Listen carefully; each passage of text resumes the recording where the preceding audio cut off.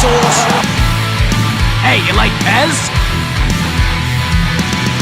It looks like that. Here's Heaney from the boundary line. He's an expert at these. From the boundary line!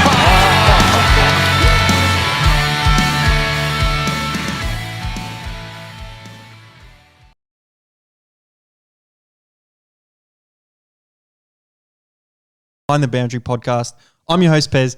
I'm here with Sauce, and we've got heaps to get through, Sauce, including a little scare where the podcast might not have happened. Hey Pez, yeah, it's been a tough week with you in Queensland, driving back from Queensland, and I am keeping my social distance here to make sure I don't get any of that nasty COVID that Get off it. that you've brought back to the state of Victoria. So, especially with the AFL hub actually being based in Victoria, where it should be, the home of football. Oh, well, you can piss off with that because I followed all the rules. Actually, in Queensland from Sunday, having a good time up there, no masks, so just go anywhere with no masks, indoors, outdoors, everywhere. So it was really good. And then masks got put in a couple of days while we were there. So then I had to start wearing the mask. And then I was playing mini golf actually. It was on the fourth hole, 18-hole mini golf. What was your score? I got par on the first three. Yeah, so 70. So pretty shit house. There was a par two on all of them. I couldn't get a hole in one. Pretty easy course then, Pez. Took the easy way out. I'm about to go in the next one, which is par three. So we're getting into the heavy business on the mini golf course. And we got the little check on the phone, and it said the state of Queensland is going into lockdown at 6 p.m. And it was about 11:30 in the morning, and we were like, "Ooh, I'll have to go and paid my $15. Gave my stick back and my thing after only 3 holes." And the mini golf guy wasn't too happy. Not with us. He wasn't too happy that they're going into lockdown because he lost business. I mean, in fairness, Pez, the way you were playing golf anyway, you probably wouldn't have got out in time at 6 p.m. Lockdown with you starting at 11 and not getting off to a great start on the golf field. But yeah, very interesting, Pez.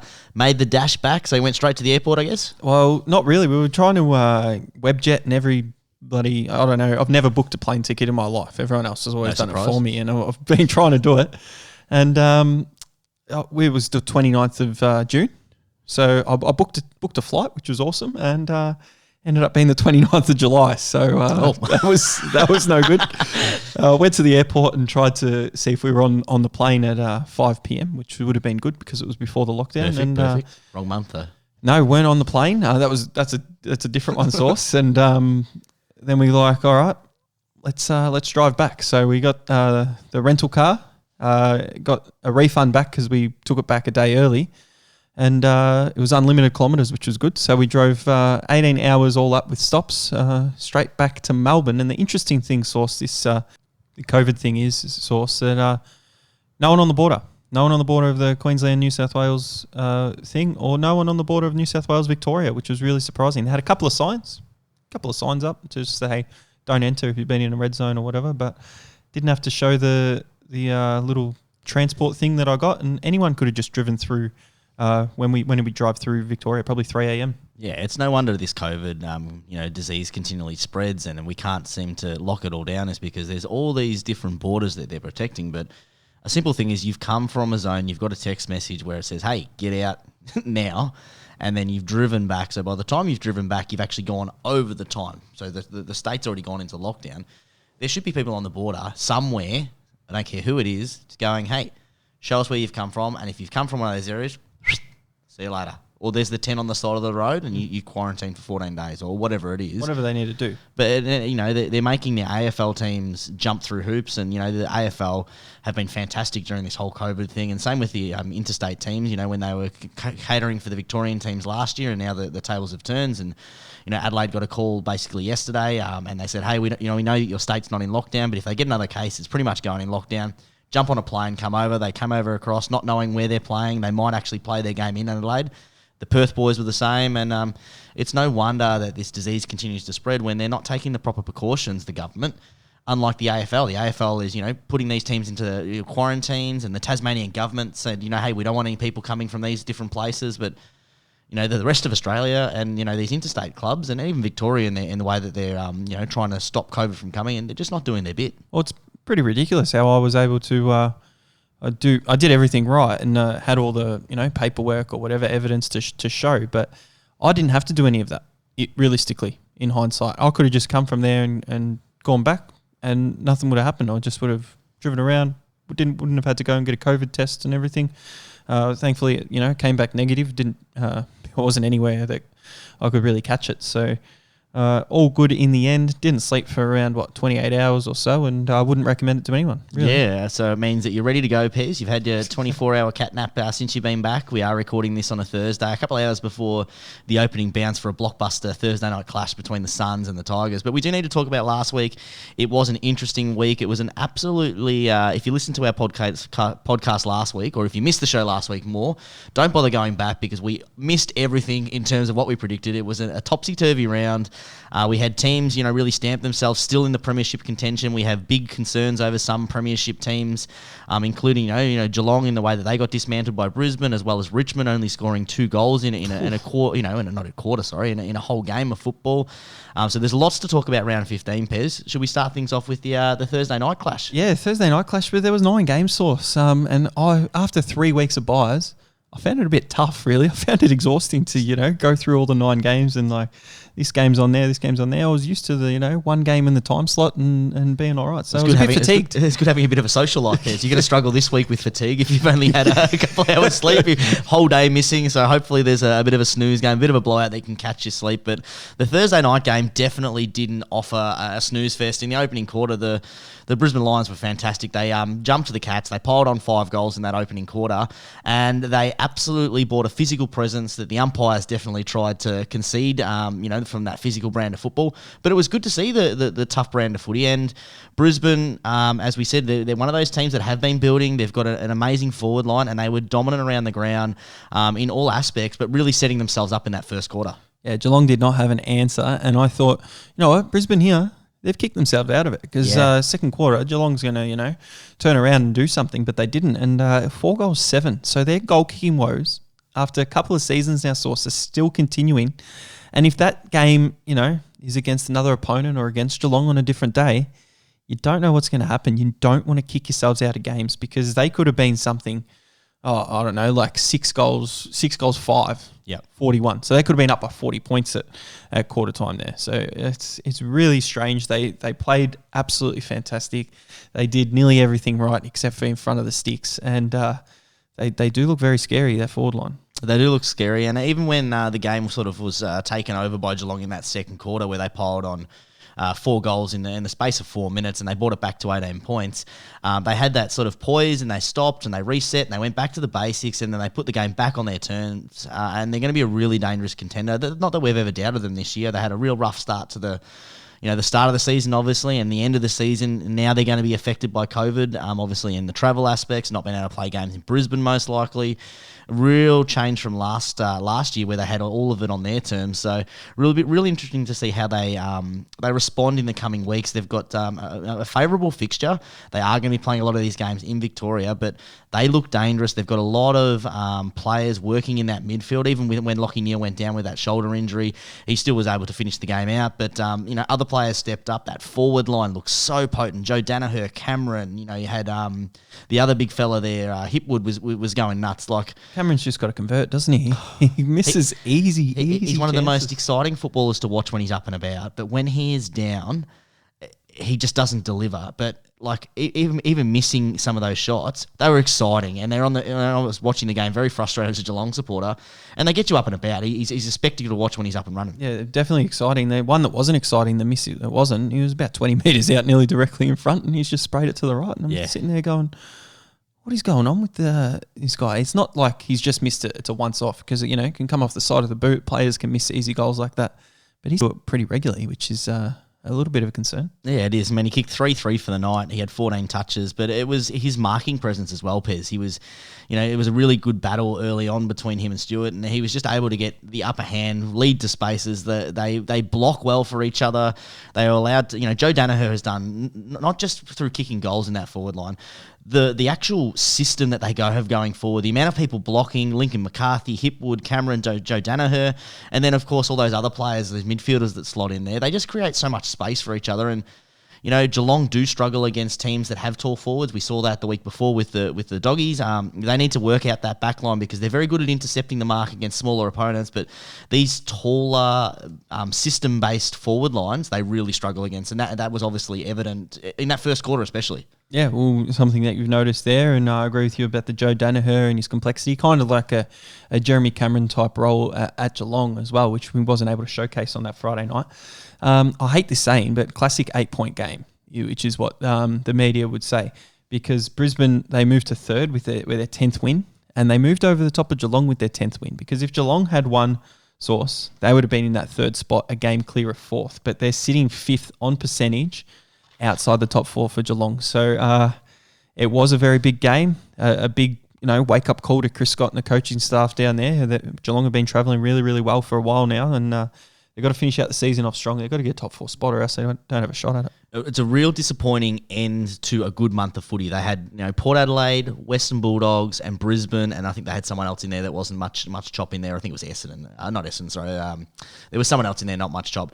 So you expect out of those four games, playing three of the top four sides, you expect to maybe split it, or at least be in each of those games. They dominated the other two games, well, not dominated, but they won those two games, and then to finish that month like that really puts him in a yuck position because, as you said, they'd climbed the ladder, they put himself in a proper position to contend. Now they really need to not miss a step because they've put themselves in a position where they couldn't miss a top four position and have been one of the best teams over the last couple of months. Yeah, so wake up call, bang, get onto it, and we'll get onto it as well because Friday night was a massive clash. We had Richmond versus St Kilda Source, and every man and his dog would have thought that Richmond, pretty comfortable win. Maybe not a blowout by 40 plus, but pretty comfortable in the end. St Kilda ended up winning by 40 plus, 62-22. So really low scoring game. But for Richmond, the big story, I only scored 2 goals for the game. Yeah, their lowest score since 1961, and then their lowest score at the MCG since 1927. The 6th lowest score in their actual history. You wouldn't have expected it, Pez, and that's the biggest talking point is that we've gone from, last week we spoke on the show about Richmond coming into this game. They just do Richmond things around this time of year. They're in disarray. They've got a shitload of injuries there. They don't seem to be doing the Richmond things that we're just expecting them to do, but nothing can be taken away from the Saints. They dismantled Richmond, and it wasn't even like inaccuracy in terms of front of goal for Richmond. They were just turning the ball over, like out of their defence, just turning it over. Because the pressure was there, Source. The effort was there, and it was sustained for 4 quarters, which was amazing to see. We've spoken about St Kilda plenty of times this year, Source. Big losses, and then decent wins. And there hasn't been one where we've said, oh, geez, St Kilda brought the effort for all 4 quarters. This is a game where they've actually done it. They're missing a few players that should be in their best 22, but they've got these players coming in, and if everyone's trying to keep their spot, Jack Loney, thankfully, was not in the side after my little talk last week, so I don't think he's coming back to play AFL. But just what they did and the way they tackled Richmond, and Richmond were under pressure for the whole game, coming out of defence, doing this. Richmond usually walk all over teams where they just go bang, bang, bang. First quarter, what's everyone thinking? St Kilda up by 4 goals. They'll come back. Richmond are going to come back. They'll chip away at this. Third quarter, they'll have a big one and they'll, get a comfortable 4-goal lead. It just didn't eventuate and didn't happen. So massive talking point on Richmond's standpoint. St Kilda, nothing to write home about because, impressive that you won, but you've got to show that effort every week. So it was a little bit disappointing to see that. I mean, it's disappointing. We actually called each other. I called you on the Friday night after a couple of bevies and cocktails, and I was up and about for you, mate. We're very excited. You didn't seem as there, but I was asking the same question: is why can't they do this every week? We've been speaking about effort, and it's not effort. Like you look at the stats here where they beat Richmond, it was all around the centre of the ground as well as the clearances. I mean, you having a 2-headed monster in terms of your ruck there, Paddy Ryder and Marshall makes a massive difference to your side, right? 42 hitouts to 21, that's not a big deal. You expect that against no ruck, but then 42 to 23 clearances, 33 to 17 stoppage clearances. If you can do that against half of the teams in the league, you win most games. I mean, you've done this against one of the dominant forces over the last 5 years. If you can bring half of that effort, and it's effort, to all these other games, you'll be competitive and you'll put yourself in a good position to win, and you should be talking September. Maybe you're too far behind now in terms of the leaderboard, and you've got a tough run home because you're so unpredictable, but that effort needs to be there. And that's all it is, Pez. You see the effort, you see the pressure, you see results. Yeah, and it's not what any supporter wants to go through and say, oh, if we had won the game against Adelaide, we could have won the game against Sydney, and we probably should have won the game against Geelong. Those 3 banked wins, they're already in the 8. Yep. They're sitting there probably 5th or 6th, ready to, play a first final at home. So that hasn't eventuated, and they put themselves in the back seat. They put themselves, you know what, we can't stuff up here. We've got to go like this. But Richmond, this is a big story for me because they're on 28 points, 101.5%.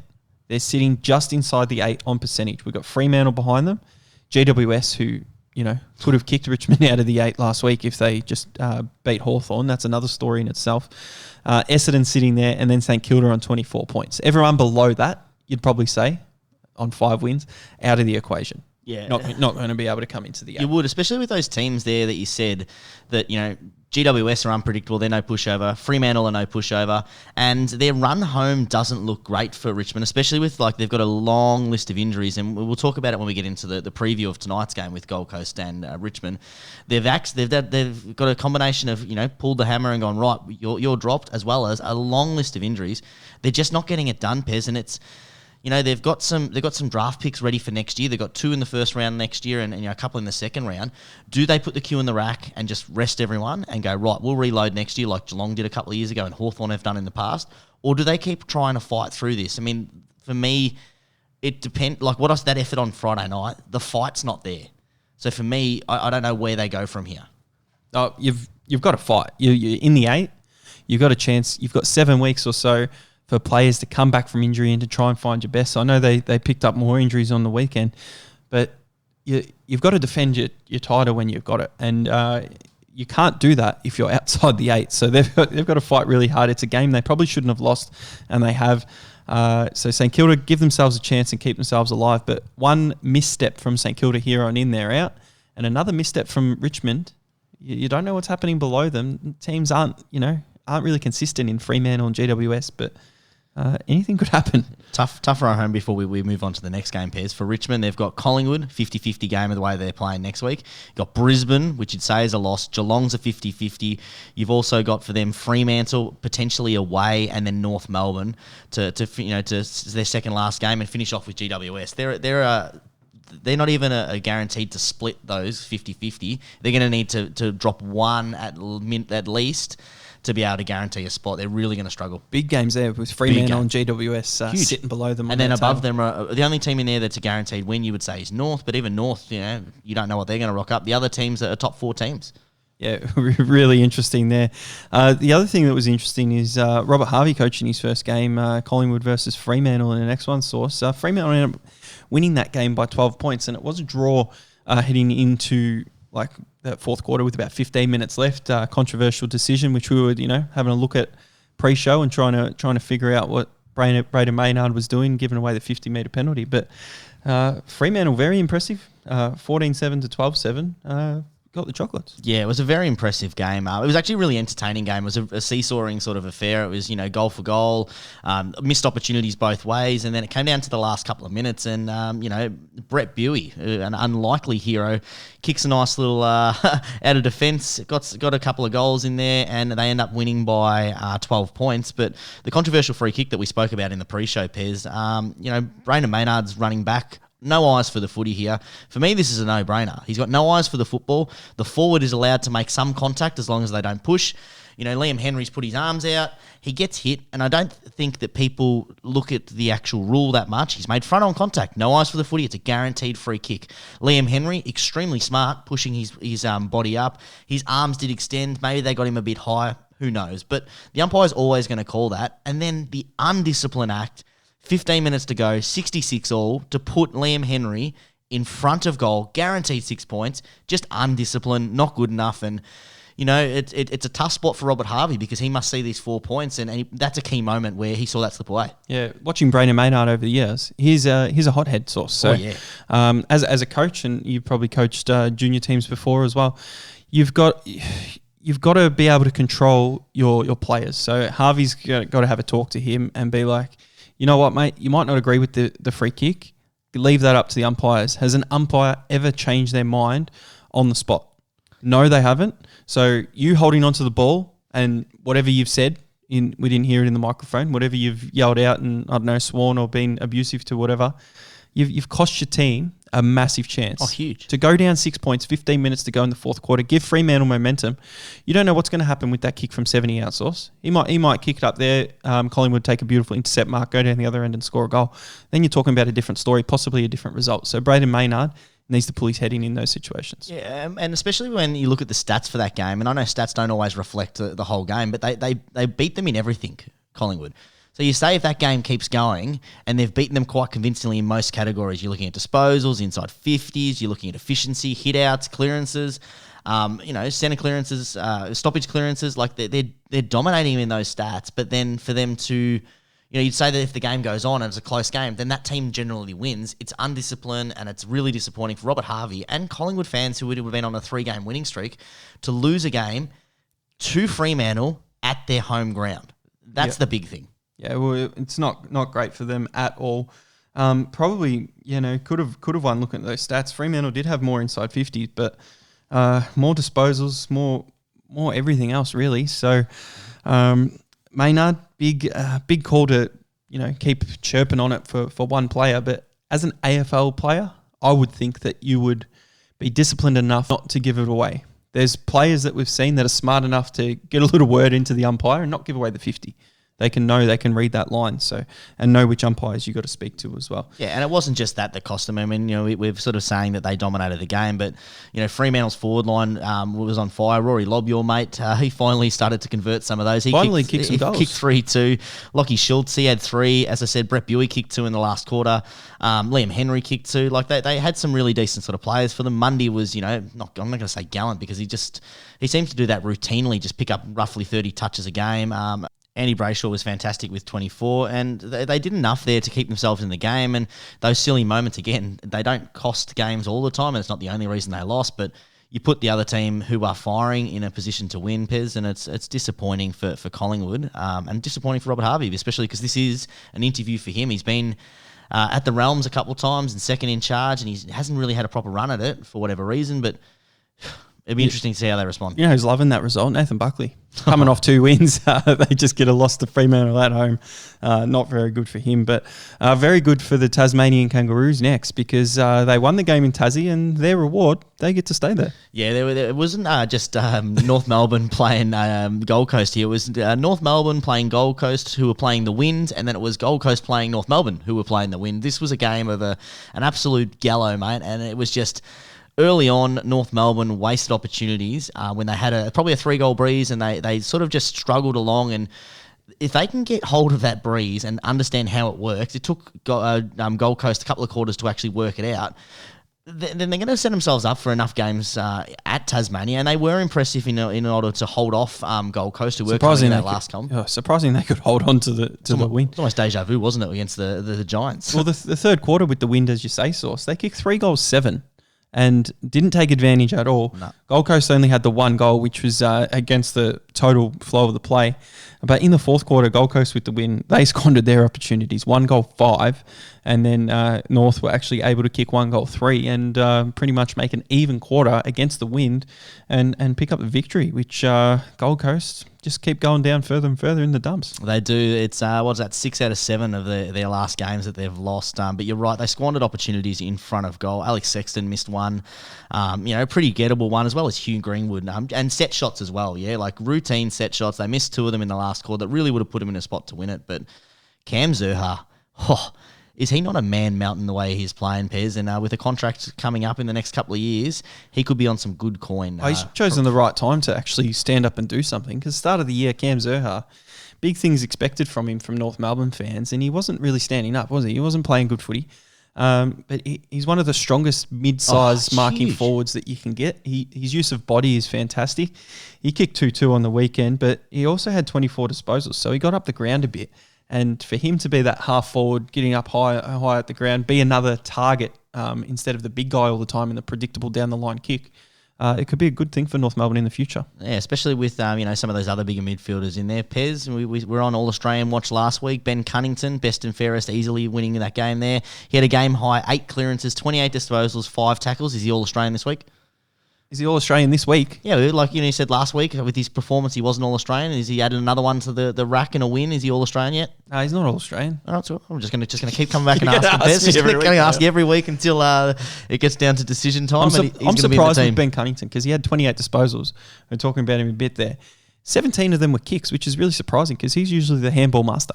Yeah. But look, that's good that it seems like the game plan that they've been trying to work into that game is starting to work. And Pez, when you're playing with a pretty crucifying wind in the game with a big boot like him, that's when you've got to just strike it down the line and hope for the best. Well, if you want to put a team together that can play against the wind, you get all the players that can't kick. Put Maynard in there at half back as well, and keep going from there. So that nearly completes round 16, wouldn't it? Because no. we've spoken about all the games. We haven't spoken about all the games. Oh, it was a full week, wasn't it? It was a full week, Pez. Get your head out of your ass right there. Talking about blokes that can kick, this was an absolute fantastic game. We had the Port Adelaide, I was about to say Crows then, Port Adelaide Power taking on Sydney Swans in both teams in the 8, both teams looking for a top 8 finish, obviously, but the Power on top going into that last quarter, and then we saw some absolute vintage Buddy piling on 3 goals in that fourth quarter to almost win the game off his own back, Pez. Yeah, well, when he kicked that goal, they were up. They were up in that fourth quarter. And ready to go. It was a bad turnover by Port Adelaide. And Sam Mays, he kicked the next goal to put him in front, but he had a couple of mistakes there as the sub, and the commentators were saying you didn't find the pace of the game coming in late in that fourth quarter, but was able to kick there. Port Adelaide were able to kick the last 2 goals and 2 behinds as well, so to secure the 10-point win, and that would have been massive for Sydney moving forward. They now sit 7th on the ladder there with the 32 points, but to get on 36 there, that would have nearly cemented their spot in the 8. Yeah, and it's back to teams that are working out Port Adelaide, Pez, is that you spoke about this the other week and saying it's about, the way that they sort of don't defend that well. And, Sydney really put them under the pump, and especially with a lot of the pressure that they applied and that quick ball movement, they were just able to dismantle that defence and go forward. And when you've got a forward like Buddy Franklin as well as, like Papley up there and Isaac Heaney, you've got a lot of potential to lose a game off that. They really need to address it because they're going to lose games. They already have lost games that they should win just through not being able to handle that pressure and that quick ball movement through that middle. So what's that? That's their second win against top 8 sides. Yeah, and Port Adelaide is sitting 4th. So they were able to beat Sydney, who was sitting 6th, and Richmond, who was sitting 8th. Yep. So not too impressive at the moment for Port Adelaide. No, not at all, Pez. But who were impressive for the win, because we can't take it away, because it was a hard-fought win. Travis Boak, as usual, gets his 25 and a goal. We had 30 for the game. Ollie Wines had 29, 8 clearances. But then that's about it. The drop away from the next couple of best players in that midfield really struggle. Charlie Dixon had 2 goals. Their forwards, they did enough to sort of get the win. But yeah, Marshall took a big mark, about 15 out in the pack, and was able to fly for the ball. He kicked 2 goals as well. A few of their other goal kickers, they're getting them, not from their known forwards. So Powell Pepper, Bergman, Mays, Houston, a backman, Boak, and then Rosie, who has been forward and kicking goals. They got one from their ruckman, Lysette. Wasn't that a beautiful snap? Especially came at a timely time as well. Very timely time. And Kane Farrell as well, who's got that beautiful left foot boots. But it's a long kick, that guy, isn't he? Apparently, oh, yeah, he always say that every time we watch the footy with him. That's right. But the other thing for speaking about goal kick, Isaac Heaney, 0-3. So it wasn't too impressive. And the big ruckman, Tom Hickey, 0-3 as well. So a couple of those converted. Could have been another different story, but Lance Franklin was trying to will him over the line, and it's good to see him. And you think he's going to get 1,000? He gets very close. So I think I heard the stats the other day. He needs 23 or something goal. He needs an average of 3.8 a game. So 3.8 as the average. So he needs to have one game where he gets like 5, and then the others he can just slot through with 3 a game. If he kicks it, it's going to be in the finals, isn't it? He'd have to have the finals. Because what's that, 6 games left? If they have one final. So 6 games, 3 goals. He'd be sitting about 20-something he needs. I say no. He doesn't get it, but it's going to be tough because if they're either out of finals contention or they're playing a team in that last round and he's only 3 or 4 off or 5 off or 6 off. Give it to him. They'll just give it to him. And I think the other team will just stand back as well and be like, oh, what a great... Oh, I wouldn't be standing back and make someone kick 1,000 goals on me. That'd be horrible. Who are they playing in the last round? Let's see if it's a. Well, they're playing West Coast. They're playing. Oh no, that's this week. Let's see who they're playing. Well, you kick 10 down. Riveting live podcasting here. They play the Suns in the last round as well, so it could be on. We could have a Jeremy Cameron from a couple of years ago when they were playing to come back and win the take Coleman. it. Jesus. That'd be fantastic though. Last game of the regular season. That would be not bad. Well, hopefully he kicks the 1,000, but people aren't going to be rushing onto the field, are they? Depends where the game's being played. If it's in Sydney, no. But if it's in Melbourne, as long as we've got our masks on, boom, running on. I don't think you can. That'd be something for the history books, wouldn't it? Everyone running on with their mask down. Oh, that'd be great. It'd be horrible. Got all the hand sanitizer out, people spraying. Before you go to the... just go spray. There we go. Imagine, when Plugger broke the record and everyone came on at the SCG and were around. Imagine COVID was around then. Everyone would be dead. It would be spread everywhere. I just can't wait to see him. If someone running up there and there's a line, scan the QR code, get our hand sanitizer, give him a high five, run off, security guards. It'll take 4 hours. just to get everyone off the ground, quarantining and check. But let's get on to another great game on the Saturday night. This was a fantastic one. Essendon taking on the D's. And the D's, they... A lot of the storylines say that they were resilient. They had this game in their control for most of the actual, the whole game, but they were just able to do the right things when it needed. So Essendon weren't able to get that, that connecting goal that really put them up in spirits. They would get 2 or 3, and then Melbourne would answer, or they'd shift the defence, or they'd slow the game down. And they really, I thought, controlled the game, and they never looked like losing that game. Yeah, they didn't. I know Essendon were ahead early, but Melbourne just weren't taking the opportunities. They were squandering it in front of goal, and it seems to be a story in a lot of games where teams lose. And thankfully for Melbourne supporters, they actually won this one. Would have been a horrible one to drop against this Essendon side. They kicked 9 goals 14 in the end to 8 goals 9. Were able to get up, as you said, pretty comfortably in the end. I was impressed with Salem.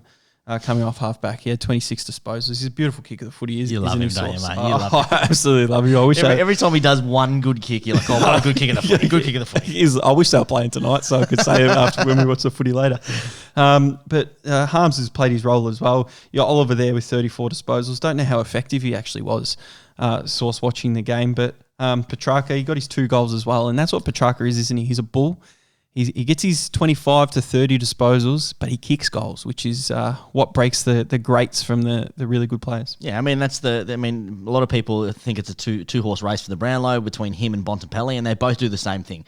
25 and 2, or 25 and 4 or 5 goal assists, because when they go forward, they're so damaging. But Trucker does it a little bit different than Bont, because he's able to sort of just will his way through to a position to score, and then almost gets the 1-2 and repositions himself in the forward line. He doesn't rest as forward as much as Bont does, but he's fantastic, and he's a big part of why Melbourne is being successful this year, as well as a couple of years ago when they had that run, because he is just a bull. He's such a big player, and he's just a good user of the footy too. He makes the smart decisions. He's got, his your counterpart in Oliver there, who's, little handballs here and there and clears the ball and gets it to him, and then he takes off. And Melbourne are looking good again. a routine win against Essendon, but they're looking good again. Yeah, and all these Essendon supporters, they're really impressed with their young players, and the young players are absolutely fantastic. The ones that they picked up in the draft. You got Perkins, Jones, and Cox.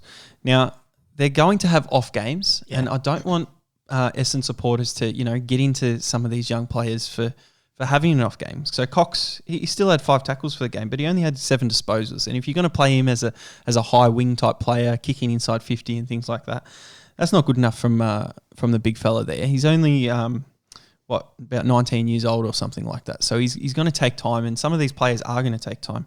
You look at Jones. Did he play a good game? I don't know. He had 2 goals. He only had the ball 4 times. So is he presenting enough? Is he doing what he needs to do? So Essendon supporters do have to understand it is going to take a few years, but when those players get 2-3 years experience source, they're going to be scary if they can start, and they've already started by signing merit and things like this, by putting other players around them. Yeah, and especially when those other players that you just mentioned there, like Merritt, and we've been speaking Darcy's Parish about the last month. They had big games as well. 41 for Merritt, 37 for Parish, and 8 clearances.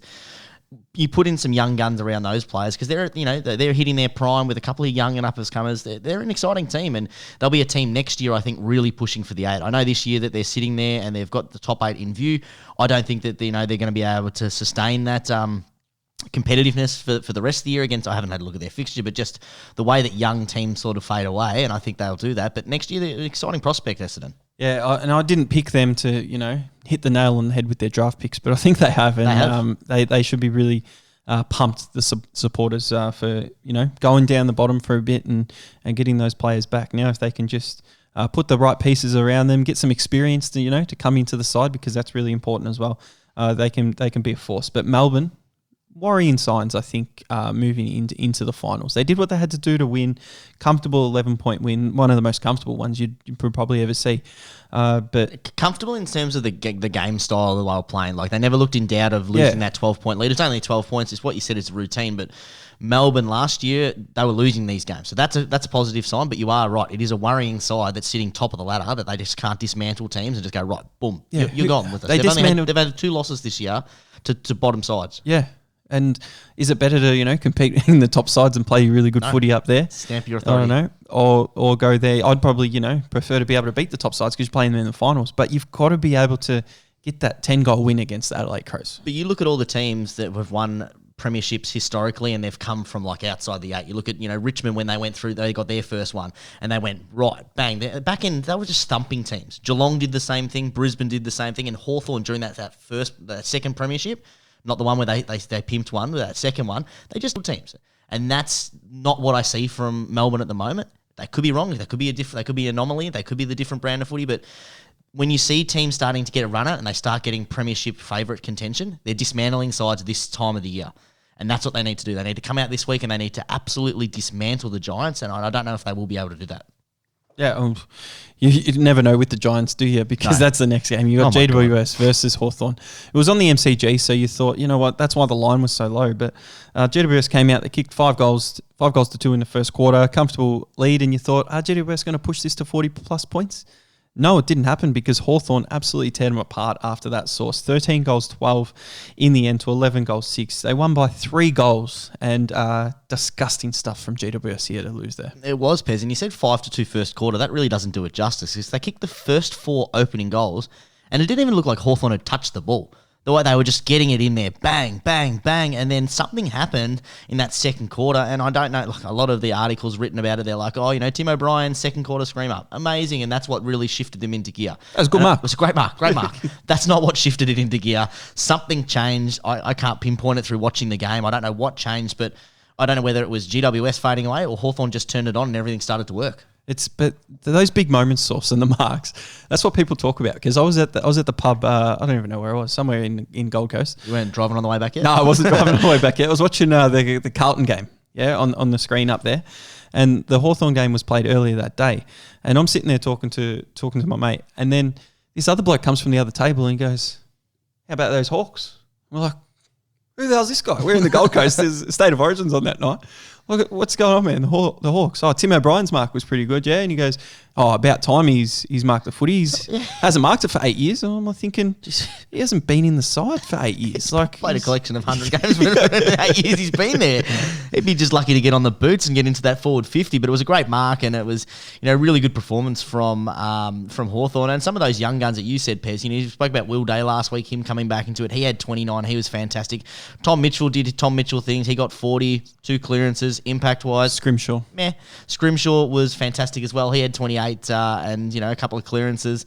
And, Hawthorn are in that rebuild phase. Dylan Moore probably had his best game of his career. He kicked 4 goals. Tim O'Brien had 2. Luke Bruce, he kicked 1 as well, just to do what Luke Bruce does and just stay relevant all the time and just Mr. Consistency. Yeah, Segler, he's a pretty important player for them, actually. He comes into the ruck and the tap ruckman side of it isn't always there for players, but Segler, I think, has got that. And McAvoy can back him up really, really well. So I think Segler in that side gives his midfield a really good shot to get the clearance as well. 100% Pez. The next game we talk about was something that I didn't see coming, but you could have looked at the ladder and definitely predicted this. But the Western Bulldogs won by 55 points. But in that first quarter, they probably could have had 55 points on their own. It was a wet, miserable day. And the Western Bulldogs were dominant in every aspect of the game, and they really made mincemeat of the West Coast Eagles. Had the little TV up in the pub, as I said. I was watching the Carlton game was on the big screen, but I'm sitting there looking at the score in the bottom corner of the Carlton game, and I'm going, what the hell is going on here? And then you look at the end score, 33 scoring shots to 13, plus 20 in scoring shot source.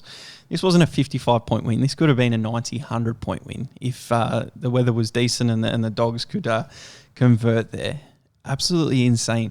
Pez, I was watching this game and I had a little sneaky little bet on. I had a little same game multi with a bonus bet that I was doing, not for the pod because lost spoiler. It was for the pod, but and I had West Coast to be the first to 3 goals, race to 3 goals to make it a little bit interesting. I was still alive in the second quarter. I was still alive, but it was like... Got your money's worth for that. Definitely, it was no way. It was the first 5 minutes, I'm like, there's no way I'm getting this bet. But it was incredible to see that they just couldn't convert. But the moment they saw one go through the big sticks pairs, they just piled it on, and their dominance continued on the scoreboard.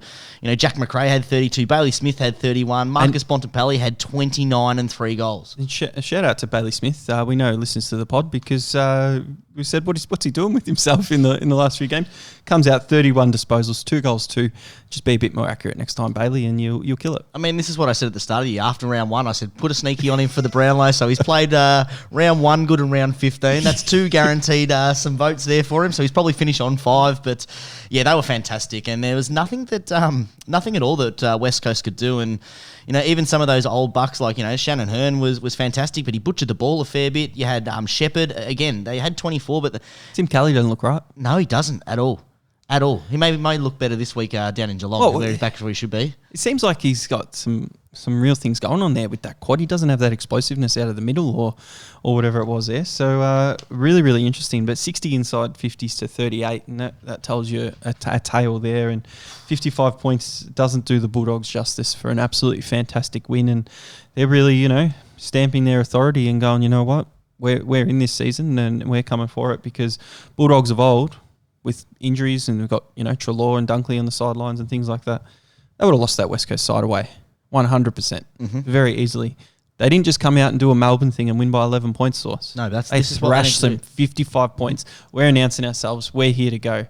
Whoever they come up and play against, you've got to give them a shot. Yep, and that's what Western Bulldogs do, is they are competitive against the top sides, and they've made their mark against a couple of the top sides. But when they play the sides that they are better than statistically, and, you know, with the talent they've got in that midfield and across that field as well with Norton in that forward line, they just dominate. They crush those teams. The line for the North Melbourne game this week is 55, and they'll get really close to it, Pez, because they go for blood, and this is the sort of things that you see that I spoke about in the last game with teams building for a premiership. This is what you see, is they thump those teams below them, and then they're competitive, and you know, they might even make mincemeat of some of those teams that are in the top 4. But the Western Bulldogs look good. But what about the West Coast Eagles, Pez? Question without notice.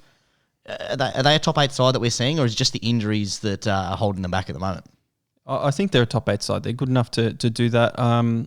Coming in this little, is it a Melbourne hub? We don't really know what's happening at the moment. They're playing Sydney in Geelong this week, but it's a Victorian hub at the moment, with some teams are being able to leave. And yeah, so if it's a Victorian hub and they have to stay here, we know their performance in the Gold Coast hub last year, and that really scares me, because they might not make the finals if it's a hub situation and they, you know, spit the dummy and they got these injuries. And if they can play their games at Optus Stadium, which is their biggest advantage of the year, they can make the finals very easily, Source. But if it's a hub and they don't play there for the rest of the year, they might struggle, only being one game clear of 8th spot there. Yeah, they're $1.28 at the moment to make the 8. I'd like to see what the value is. I'm just looking for that there to see with them not to make the 8 if it does go into a hub, but that could be some money there, Pets. Yeah, 230, 240 you'd probably be looking at there. And you can give me, I don't know, if you give me $2.40 just in cash, and I won't watch these two teams for the rest of the year, Carlton and Adelaide. I realise that we've stretched this on because it was the last game and we want to get all the good football talk, but Pez, we do need to talk about the Carlton Blues having a... listen to this for a headline, Pez. Carlton has a season-saving win over Adelaide Crows. You're kidding yourself, Herald Sun, aren't you? So At Marvel Stadium. I wrote that down and I'm like, you're kidding. Adelaide are behind. Adelaide actually dominated the first quarter. They kicked the first 6 behinds. So it was 6-0, and Adelaide had kicked 6 behinds. If they had converted there, you don't know what would have happened. Carlton came out in their second quarter. I'm just watching it. Goal after goal after goal. They kicked 8 goals in the second quarter, set themselves up for a win, and they still nearly stuffed it up. Mm-hmm. They were up by 34 points, Pez, going into that third quarter, and they just sort of, you know, Adelaide just chipped away at it, and I was watching and thinking, this is, you know, I know exactly what's going to happen here. Carlton's going to do Carlton things, and they're going to sack Teague. They're going to, you know, they'll behead Sam Walsh. They're going for blood. But we speak of Sam Walsh. He was fantastic. He had 38 disposals and 9 score involvements. He was my pick for All Australian this year. Pez, do you remember that little pick there? And you laughed at me. He's definitely getting a Guernsey for that one. Don't remember. Zach Williams Williams, he had probably his best game of his Carlton career with 26 touches. I want to see Zach Williams. I want to see you do this against teams that matter. And I guess it does matter for them. I guess that's what I'm saying. I guess this Adelaide does matter for them because they're both poor sides. But Carlton going into Fremantle this week. We don't know where they're playing yet, but you don't think they can get up. They've got names there, Source. But I was talking at the pub when we were watching this game. They've got at least 6 to 8 players that the normal footy fan would not have any clue who you were talking about if you said their full name. Yeah. And that's really concerning because bottom 6 of any side, footy fans may not have a thing, but they may have heard of some of the bottom 6 players. Carlton's bottom 6, really, really poor. And I can't explain what Carlton do. There's always hype around them because they're such a big club and their fans expect everything from them. But we've just got to learn not to expect anything. And if they surprise us, well done. Yeah, I think, I read into the hype. I thought they were going to sort of bounce back because they've got those pieces that should be building. They've had enough draft picks in the last couple of years, but you're right. It's just something we have to accept that Carlton are going to be down that end of the ladder. We're always going to be talking about how good and how bad they're going, and they're always going to have these expectations that they never exceed. But it was a hard-fought victory for them. They got the chocolates. They're looking to make it back-to-back wins against Fremantle this week, Pez, and it'll be interesting to see if they can do it. Yeah, really interesting. Really important game for Fremantle if they want to stay in the season because Fremantle season's on the line, Carlton season's already over. Yeah, Pez. And while we get into the seasons on the line and we look at the next round, let's get into our bet review. Soft review. It's no official review. How does it end? We don't know. They've kind of lost, but they've won as well. No winning here, Source. No winning at all. You talk about season on the line. Our reputation is on the line after that round because what have we done? 4 seasons of this pod, Source, all been winning seasons from both of us every single year. This year, after that performance in round 15, is now in jeopardy. So when you listen to this bet slip and you hear all the losses and what's happened, and then we look at the overall, Source, it's looking really, really scary. And we talk about the emojis, and I've been in the hotel. I am freezing my ass off on the beach with you sitting under an umbrella. Yeah, I've got a nice tan. I've been here for 3 weeks, Pez. But Pez, you're right. It's really telling stuff the next couple of weeks. It's round 15, going into round 16, Pez. And people will probably listen to us going, what do you know about football? What do you know about pressure? And we talk about teams needing to stand up. Pez, this is where we answer it. This is where we've got the controversy on the table. We've got our foresight is the top 4 finish, and to finish in the green, this will be our first bad year, our first year in the negative if we don't get through the next month. It's a tough month, but Pez, you know what I say? You know what I could have done? I could have stayed in Gold Coast, gone into lockdown up there, come home, been in quarantine, not able to do the pod Source because of the bad round. But I drove 18 hours from the Gold just to come back to do the pod, just to have the opportunity to come back this week. Yeah, and Pez, this is what you want. The bounce back round. This is where we answer all the critics. And we're our own real critics here, Pez, because we get into each other. We own it. We do talk about all our losses, Pez. We're going to skate through these losses, Pez, because they're pretty basic. There's not much to talk to. They all failed. Oh, there's a lot to talk to. 90% of mine aren't even close. So let's get into it, Pez. We start things off with the Friday or the Thursday night clash, the Lions and the Cats. I put my $50 bonus bet on this one, hoping to get some money back here. Yeah, no good. No good. So that was easy. You went to Geelong, they got smashed. So I actually went the route of the 3-leg same game multi, the Brisbane plus 18.5, which was pretty easy. I had the over 129.5 got up. And then I had the Geelong plus 25.5 and just couldn't get in there. I thought in that third quarter they might come back and they might, lose by 20 points or so. But it didn't happen and I lost. And the worst thing about that is I don't know how it happened because I never press the power play button, Source. I never press it. And my round got worse because I did not get a bonus bet for this, even though I followed. Because I look at that little symbol at the top there and you're looking at your Twitter now.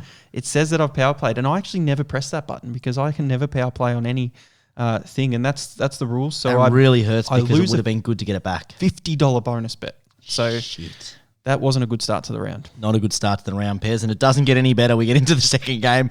I had Richmond minus 26.5, Pairs, and I said to you, it's this time of the year Richmond do Richmond things, and they did not. They did not. Yeah, you lost your minus first. 26.5. That was my first $25 bet that I actually went. Bang, loss. Yeah, the next one was Collingwood versus Fremantle. So I had Collingwood 1-39. I thought it was pretty good odds at home, and we already spoke in our post round 15 show just before about that, and Fremantle getting the win. Brody Myercheck to get a goal. He got that. He got 1 goal for, so that was really good. And Luke Ryan with only 17 disposals missed out, so no bonus bet or anything there, and I lost my 20. Yeah, I had Caleb Powder to get 15. He didn't get that for the first time this season, which was disappointing. Sidebottom to get 20. He got 25.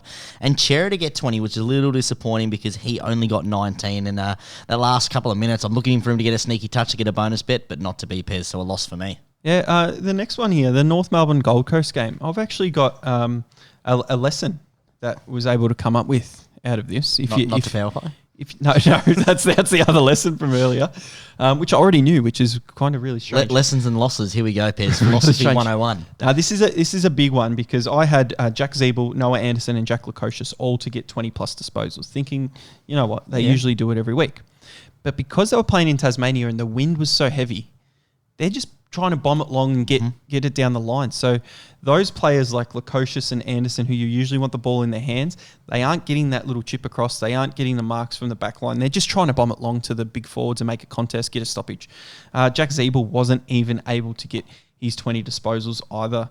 He only got 19 disposals, and probably only because he kicked out however many times as well. So 0 for 3 on that one. And lesson to be learned for all punters. Especially when it's in Tassie and especially when they're going into a hub sort of scenario, possibly using Tassie a lot more.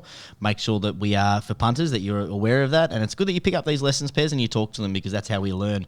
I didn't learn my lesson from tipping the Gold Coast and lost that one. So I'll start listening to myself, even though I think they're a sneaky shot tonight. No, just kidding. All right, on to the next one, Pez. Don't you love it? The next one, Port Adelaide versus Sydney. This one hurt. This one hurt because haven't had a win yet. Connor Rozee got his goal, as I spoke about last week. Rowbottom got his 15 pretty easy. But Carl Amon finished on 19 Source, the one disposal one where you miss out. So I got the bonus 20 back. But that would have been nice to actually get something into the account last week. You think it hurt you, Pez? I had him for 20 as well, so he got 19. Yep. Charlie Dixon for 2. He did that in the first quarter. He did that, yep. And I had Jake Lloyd for 25. Guess how many he got? 24. 2 in the same game. Yep. No bonus. That's the third one that I've missed by 1. So no bonus, no, and again, straight loss. I actually had a win in the next game because I had no bet. So that was good. Awesome. Well done. Essendon versus Melbourne. I had a 4-legger Source and I got a bonus out of it, which means I only lost 1 leg. Let's have a look at which one it was. Melbourne head-to-head. Dyson Heppel for 20. Absolutely great money he was. He last still week. is great money. He was $1.30. Sailor, my man, 20 disposals really easily. And Cozzy Pickett let me down. I backed him in because he hasn't been kicking goals lately, so I backed him in. Had a couple of opportunities and wasn't able to do it for me. So that would have been nice, but I've got another bonus bet to use in That round was your 16. cheeky one, wasn't it, that one? Not yet. Not the cheeky. That was just good value for you to get on board, Cozzy Pickett. Next game, I had GWS at the line, minus 15.5. I thought that was pretty... I don't know, actually, it was an alternate line with a bonus bet. I thought that was really good value. And in the first quarter looked good, but then we spoke of what happened, and GWS just let me down again. And I've got to stop going for the expansion clubs, Pez. I have all this faith in them, and they just let me down, so a loss again for me. Yeah, let me down as well because... I had them in my little same game multi, so I received another bonus Source. So we see a little bit of a thing happening here. But I had Toby Green to kick a goal, which he did. And Will Day, I've been on Will Day for a long while now, Source, and he's back from injury. Had him for 15 disposals. He ended up with 29, which isn't good for his value moving forward. So I was hoping he'd sit at around 16, 17 disposals, tick off the leg, and then keep your price down a little bit. But his price is going to come in... pretty shockingly now. Yeah, that's it's a bit disappointing when they get the overs that much, Pez. Speaking of not getting the overs or getting the overs in this one, if the Doggies had kicked straight, my cheeky would have been in still terrible fashion because I had West Coast 1-39, but at least I would have got a bonus bet because I had Elliot Yeo to get 20 and he got 19. So another one that I got 1 disposal short. The over for this game, I picked an alternate line. I went a little bit higher with the over 152.5. If they kick straight, I would have got it. They end up clearing that like 133, which they clear the normal line. And as I said, West Coast 1-39, so that's a loss. Should multi some players to get 19 disposals or something. Be good, wouldn't it, Pez? Well, you know what would be funny? You multi them to get 15 and they get like $1, $2 odds. And let's say if you buy the 10 together, Do you get it in between? Put everyone at 19.5. That's a good line. 15 to 19, maybe. A little 15 to Ooh, a 19. sneaky one in there, $1.04. We'll see that. I had my cheeky in this West Coast game. I thought West Coast would win this in the 1 to 39 standpoint. I missed out on 2 legs there, or 3 legs there, and couldn't get the cheeky up. So no good there. The next game was a no bet because I didn't have too much interest in it. We both had a win in this one, So Pez, because really I was good. no bet because we didn't lose any more money. So we head into the multi-source. I've had 3 bonus bets so far. Should have been 4, but because of that, I don't even know what happened there. So we head into the multi. Port Adelaide had their win, which I was happy with. Melbourne had their win. Heading into Sunday, thinking, sweet, I'm going to pick up $134.50, which would have been absolutely amazing from my $50 max stake there. And it didn't happen because it was with Tab. I've got that $50 bonus bet to use this week as well. So not the end of the world, but big fat donut. Yeah, cheap round for you, Pez. I had lost my multi with Richmond, St Kilda surprising the football world, Port Adelaide doing their bit, and GWS. So no bonus bet either. Shit house. 3/4 of football, so no bonus. So you've gone the donut, and do I read correct? There's no bonuses from that round. No bonuses, no winnings, pairs, but no movement on my emoji, which I'm happy with. No emoji, no movement on the emoji, so that is a win for me, Pez, because for the year I have staked, for that round I staked $125 courtesy of some bonus bets, returned a donut as we spoke about, an ROI of minus 100%. Yeah. Fancy that. Same for me, minus 100% source because I didn't return anything and I staked $210, so a little cheeky 10 over as well. So little cheeky then, Pez, and as you alluded to in the opening of this segment, we are getting dangerously close to that red line, but we both currently sit in the positive here. I'm hanging on for dear life. Stakes for the year, $2,470, Pez, and I am $8.26 up. That's what I've returned, $2,478.26. 0.33% Pez, which is actually funny. It must be the round of the threes for you because you sit similar. Yeah, so staked 2,795, returned 2,888.30 and to say I'm unhappy with that is really, Huge really round true. for you. ROI of 3.33%. So I've gone down plummeting from 11% ROI after losing that $210 there in that Lost round. your hotel, lost the hospital, lost the hard hat, straight on the beach with me. It fell down in a tsunami. I don't know what happened. But everything's going on there. But big round coming up. I've got 4 bonus bets. Should have been 5, but you got to take it on the head when it happens. You do, Pez. And hopefully the theme for this week is going to be try bets, I guess, Pez, with the 3.3 and my 0.33. But we'll see how we go in this week's bet slip. The fact that the size of the bets was relatively small. Now Bex with an opportunity about 50 metres out. I was with a mate and we were getting sort of ready to leave, and he said, I think I'm going to whack 10 on Maxi. Do you want some as well? And I said, Oh, yes! Yes! Yes!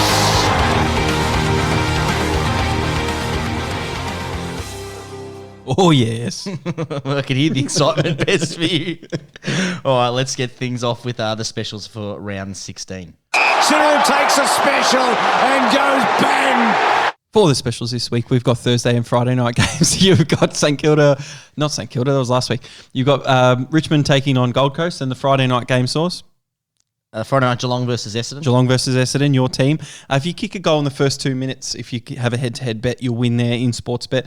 All matches this round have the 3+ leg same game multi, and they've brought back the 3+ AFL head-to-head multi source. So if you take advantage of that this week as well.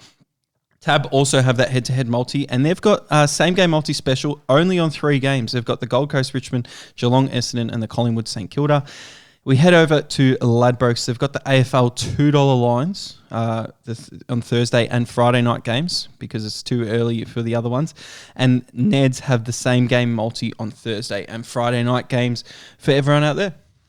Yeah, well, that's that, Pez. Let's get straight into a long show, Pez, so we need to scoot through this. We've got 30 minutes until kickoff. Thursday night blockbuster. Gold Coast Suns taking on Richmond.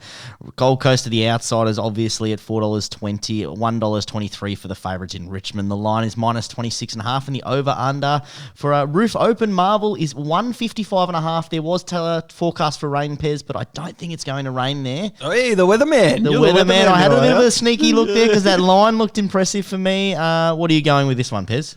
Yeah, so this one, it's going to be a trend of my bet slip this round. And bonus bets? Bonus bets. Because what I've done is the $50 one that I got from Tab, I've split it in two source, so two $25 bonus bets to spend less this round and just make up some ground on the profits that I've eaten away at last week. So this one, I think Richmond are going to actually blow them away, the Gold Coast Suns. They've been really disappointing. I don't think they can stand up and do anything. Richmond coming off that 40-point loss, only kicking 2 goals, will be hungry to kick goals source. So I've put a 2-leg multi on at Tab with a $25 bonus stake. Richmond minus 26.5. So I've put the line in there and I've put the game to go over 139.5 points. So a little bit lower than the actual totals. Just pick your own total there. That together gets odds of $2.30. Okay, that's interesting, Pez. I actually don't think that they're going to blow them out there, but that line is a little bit enticing if you do think that Richmond can bounce back. I do think what is going to happen is they're going to try and control the game and they're going to try and limit those turnovers, Pez. So they're going to be handballing the ball a lot. They're going to control that in that back line going forward with a lot of injuries that they've got there in the teams there. Prestier's out and they've got a whole lot of others in that midfield. I'm going for Richmond players to get the pill. I've gone 15 disposals for McIntosh, Shea Bolton to get 20, and Jaden Short to get me 20. $2.33 with Neds, 25 on it, 1 leg fails bonus back. Yep, just the 20. So which one of them is getting 19 disposals, punters? Just be aware of that. Take note. Be aware of that. All right, let's get into the next game, Pairs. My Cats taking on the Essendon Bombers, the country game. It is finally being played in the country for the first time since 1993. This game heads back down to the Cattery. Geelong are the favourites, $1.22. Essendon, after their gallant loss last week, maybe some people are calling it $4.35. The line is minus 25.5 and the over-under is 155.5. Yeah, interesting. The more interesting thing for this round is 2 games being played at GMHBA Stadium. Correct. Ever happened again in your little stats book over there? Oh, I don't know. I wouldn't have thought there's been 2 games in a round down there. No, I couldn't imagine. They play the women's game down there, so AFLW, maybe not an AFL league game, probably the first time in a long time. And so I'm going to say yes, Pez. It's the first time in history. Excellent. And with that stat, I've got no bet on this game. I think Geelong should come out and take care of Essendon here, but Essendon are becoming that unpredictable young side that, can pile on 4 or 5 goals in a row and really ruin your line. Yeah, So- I agree with you, Pez. That line is super dangerous, that minus 25.5. I know that the Cats have a tendency sometimes to turn it on their head and actually, just dominate teams, but they haven't done that in a while. And I think, as you said, those young guns from Essendon or those young and up-and-coming players are too unpredictable. That's why I've gone a 3-leg same-game multi, and I've just gone the Cats in there to get the win. It's very rare that they lose back-to-back losses, especially in the quality of side they've got. I've got Parfitt to get 15. The bloke's averaging over 20. He's amazing value at the moment, like $1.22. And then what I noticed, as you said, Pez, Essendon like to challenge teams. They like to keep coming. And if that does happen, I can see that the game's going to go over the 155.5. But with Neds, I've gone and played a little bit safe. So the over 146.5, the alternate line, 3-leg same-game multi, and I've whacked the maximum 50 on that, Pez, at $2.09 odds. All right, well, there you go. Your Cats, you love to bet on your Cats, even though if you say you don't. No, I've changed that.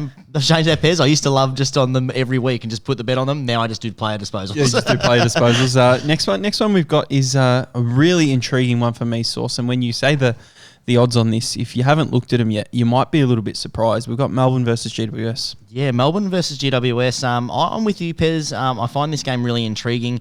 $1.19 for Melbourne. Ladder leaders, I'm guessing, is where they're going for it. And the unpredictable GWS Giants sitting, I think they're sitting 10th at the moment. $4.90. The line is huge. Minus 29.5. The over-under is 154.5, Pez. I'm... without even getting into the game and asking for your bet, Pez, automatically that line is so enticing to me. 30.5. You got to put something there, don't you? Realistically for the Giants, I know they're playing on the MCG, and they've had to stay down in Victoria this week, but they lost to Hawthorn last week, which is why it's blown out even more. You'd think it'd be around the $3.10 mark, and they're out to $4. What did you say? What are they now? It's $4.90 now. Yeah, almost $5. It was still $4.90 when I had my little bet on them. I couldn't find anything cheeky this round, so unfortunately I can't go on the line here. So what I've done is I've put a cheeky together with this game in a same game multi. Oh, so are we pushing it then? Oh, so we're pushing it now? Cheeky! It is included in your cheeky for... I'm just saying I didn't bet on the line because if I bet on the line, it's only $1.90. I couldn't get it over the odds for $5. So what I've done is I put GWS in there to win sauce in my little same game multi.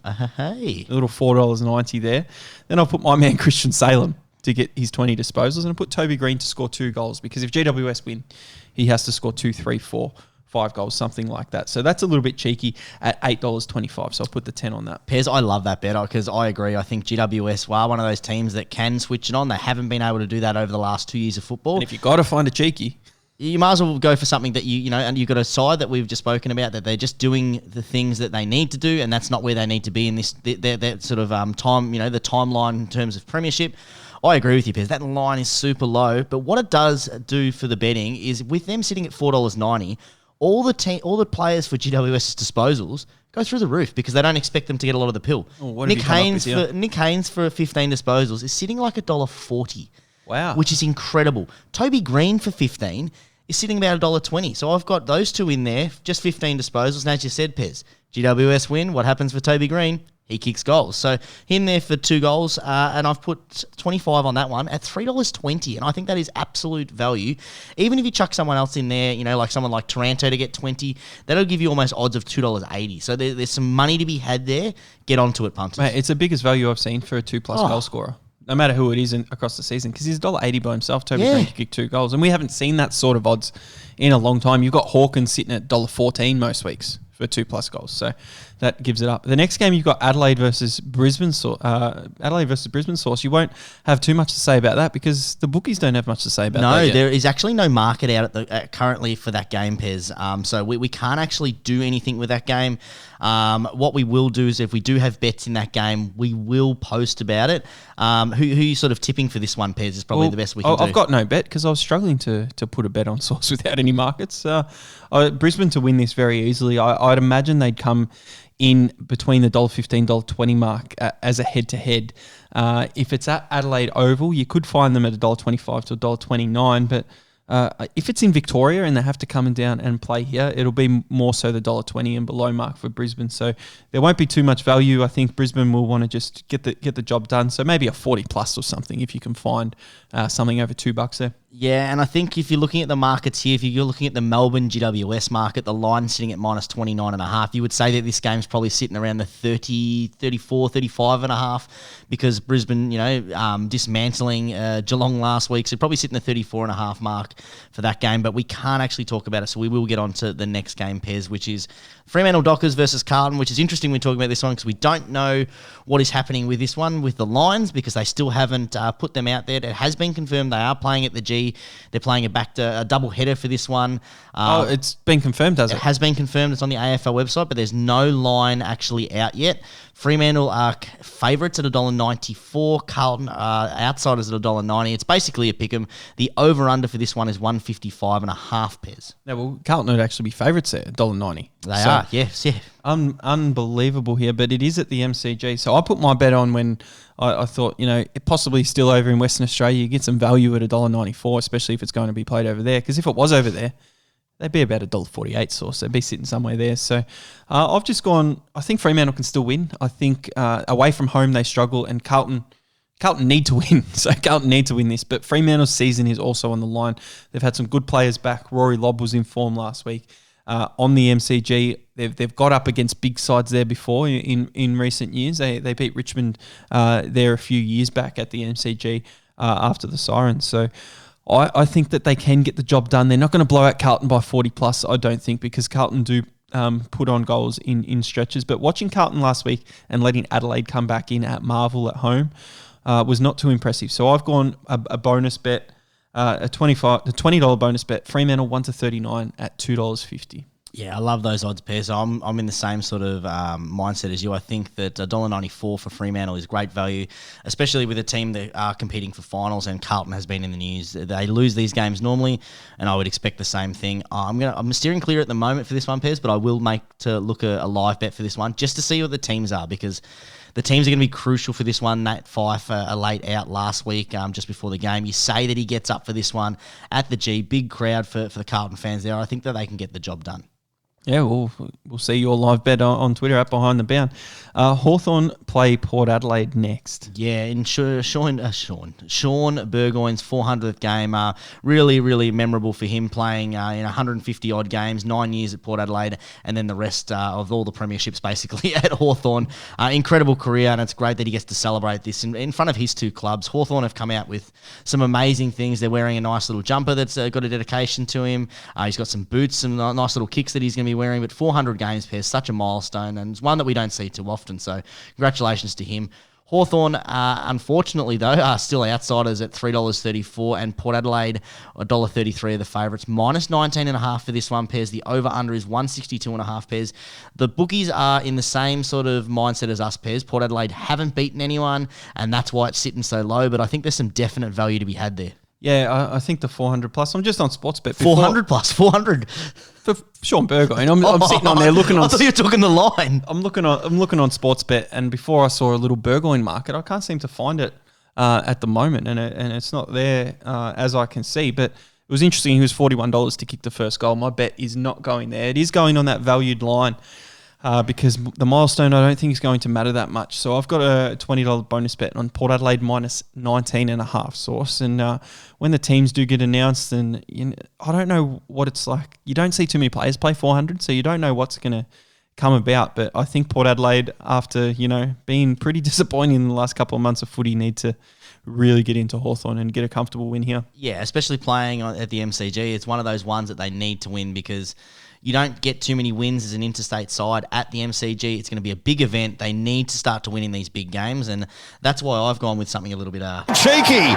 And I'm right on the cusp here of cheeky, Pairs. It was really super hard this round trying to find a cheeky with the obviously the confusion around where teams are playing and who's in. And one thing that I looked at through the stats is that with Port Adelaide, when Port Adelaide win, they generally beat up on sides below them. So the minus 9.5, I will lock that in there. I wish you could sports bet. You could do some alternate lines, but you're not able to do that. You can pick your own line, but you can only do it as a single bet. You can't put it into there. So if you do like, putting something like 24, 25.5, you're probably getting the $2.20 mark. Go over to Ned's. You can do that in the same game, Molly. You don't get the value back with the bonus. If they're offering that special for the round. But what I've gone is to go on the line minus 19.5. Travis Boak to get 25. He routinely does that. And the one thing that I've looked at is what Hawthorn do is 9 times this season they've had players kick 3 or more against them, right? Okay. 4 times, those other teams have had 4 goals. So I'm going Charlie Dixon to kick 4 or more goals, which they seem to let happen all the time, Hawthorn. That gives me odds of $5.50, and that's what we were talking earlier about, Pez, with the odds being not so fluctuated when it comes to those rarities of 4-goal games. He was sitting about $1.30 for 2 goals. I think it was even lower than $1.30, but then him on his own is like $3.80 to kick 4 goals, which is incredibly high odds.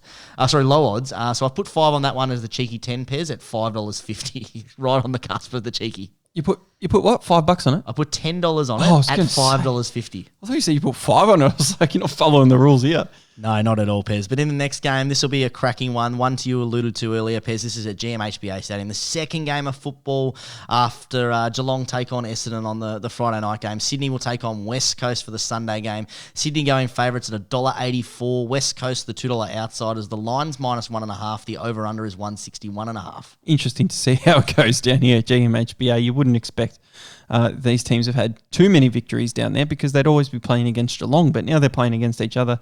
Sydney, West Coast, big rivalry of the mid-2000s there. I've got either team 19 or less because I think it's going to be a close game. Now, West Coast went down to GMHBA earlier in the year and got absolutely slaughtered by Geelong. Sydney haven't been down there yet this season, so I think these two sides, equal in the points. West Coast got flogged last week. Sydney are coming out. So I think a close game instead of the 15 or 16 or less. I've given myself a little bit extra, 19 or less, $2 odds there. Put that bonus on. I really like that bet, Pez, because this game, you've got 2 teams that don't play down there that often. Sydney haven't been down there for a little while. West Coast plays there once a year, maybe, if they're lucky.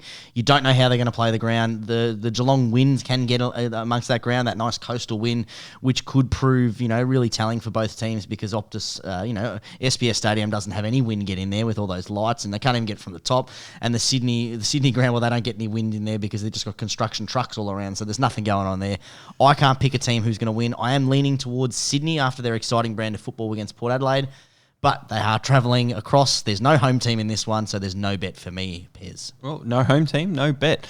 Next game of the round next, Collingwood and Robert Harvey as coach against his old team in St Kilda at the MCG on prime time on the Sunday. Yeah, the 3:20 time slot, Pez, and as you said, at the G, Collingwood will be looking to get his first victory against Robert Harvey's traditional associated side, you would say, Pez, because you don't associate him with any other football club, even those the head coach is Collingwood. But they come in as favourites, $1.83. St Kilda, crazy to me, outsiders after their impressive win against the reigning premiers, $2.01. The line is -2.5. Didn't impress that much, did they? Apparently not. They're outsiders here, and you can get a plus line for them, which is very strange. I've put a bonus bet on here as well, Source, a $20 one. I've just put two legs together. I've put St Kilda head-to-head and St Kilda half-time leader as well, so thinking that they can get across the line. If Rowan Marshall or Paddy Ryder are named out, jump all over Collingwood because St Kilda, for whatever reason, can't play without both of them in their side. No, they can't, Pez, and I am hoping that they are in, Pez, because as I said, $2.01 for me, outsiders, is crazy against a team that just flogged the reigning premiers and kept aside to 2 goals. If they can match that same effort or even half of that effort, they'll be able to beat Collingwood. I've whacked $25 on them to win. $2.01, as I said, so a nice little return of $50.25 will tie out the round for me, Pez. That'd be nice. And if you tie out the round, does it mean you got no bet in the Bulldogs North? No, this game here, I really, the line's already come in heaps in this one. Western Bulldogs taking North Melbourne. $1.04 are the favourites, not even worth putting any money on the doggies. North Melbourne outsiders at $11. The line was 56.5. It's come in already to -49.5. Interesting stat for North Melbourne. They have beaten the line every game bar one this year. So against the Bulldogs? That was the only other one against the Bulldogs. So that's where, it does look like enticing value, but the only other team that they have beaten them on the line is the Doggies. Hopefully they're looking not for a repeat of that North Melbourne. The over-under is 169.5, is the highest over-under for the round. Yeah, wow, you think it's going to be high scored, and the bookies obviously think the Bulldogs are going to do another number. Coming back from the West last week, beating up on West Coast, I think they might just cruise to victory by about between 5 and 7 goals. Yeah, this is a danger game for the Doggies because they, after an impressive win against Western Bulldogs, not a danger game in terms of they're losing. It is one of those ones where you will see a lot of people just be like, hey, this is a cruisy one for us. Like, the line looks really good for North. You're not going to take the Bulldogs minus there at that high. No way. It might still come in to around 45.5, something like that, if punters keep going on North there. So I've got no bet for this game. And interestingly enough, I put 25 on my multi-source, which means for the first round this season, I do not have a max bet. You don't have a max bet? Wow. You learnt your lesson last week after the power play. You're scarred from the power play, Bez. Why did I don't even know what happened. But my multi this week is with Sportsbet here. We've got 3 legs. We've got Richmond, pick your own line, -10.5. I think they'll win by 11 plus. Fremantle 1-39. So I've got it in the actual game, and I've put it in here for a little bit of value as well. And just chucked in Port Adelaide head-to-head there. It's odds of $4.42 Source. And if I could get this multi and a few more bets and have a positive round, it would feel a lot better. I'm hoping that you have a positive round, Pez, and I know I'm going to have one because the multi here will tie it up for me. I've got $25 on the Cats, Port Adelaide and St Kilda, all to get the job done. One leg fails, I do get my money back in a bonus, but that's nothing to worry about because that's going to be... What's the odds in that?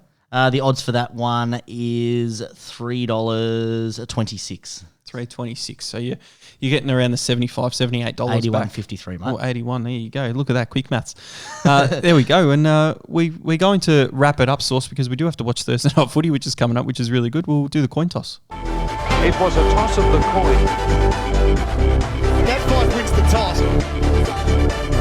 Yes, it's been an unusual year for coin tosses.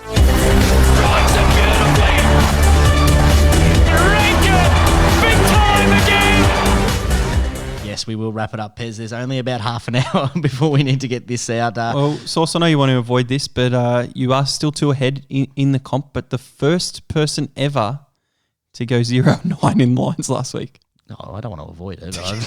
Well, you didn't get much better, mate. You were 1-8. 1 and so 8. it was not great from you either, Pez. Big catch up. Hey, this is what we want. As we said, this is the money-making part of the season. This is where we have our legacy to hold there, Pez.